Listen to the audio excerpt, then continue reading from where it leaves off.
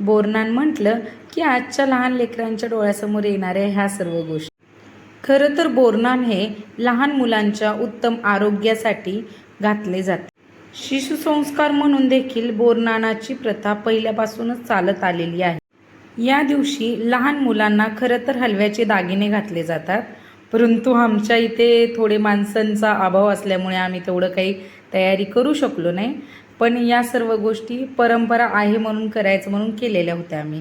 तर जवळचे पाहुणे बोलावले जातात या दिवशी आणि लहान मुलांना हलव्याचे दागिने घालून जवळपास थोडे बहुत तयारी करून लहान मुलांना आंघोळ घातली जाते.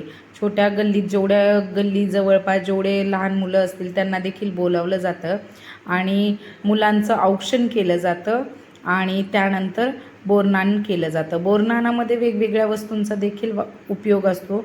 आता तरी चॉकलेट, कॅडबऱ्या या सर्व गोष्टी वापरल्या जातात.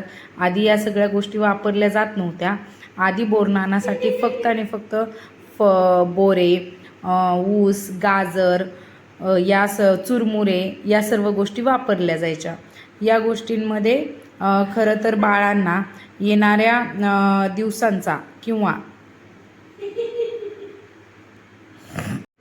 बदलत्या ऋतूंचा त्यांच्यावर काहीही परिणाम होऊ नये म्हणून बोरनान घालण्याची पद्धत होती.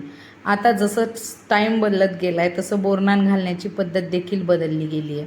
चुरमुऱ्यांमध्ये चॉकलेट, गोळ्या, बिस्किटं या सर्व गोष्टी आलेल्या आहेत.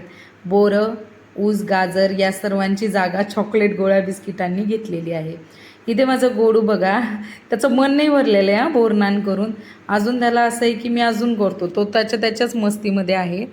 तर बोरनान एक छोटासा आमचा कार्यक्रम घरात केला होता आणि त्याचसोबत मी म्हटलं की तुम्हाला बोरनानाची माहिती देखील द्यावी. धन्यवाद.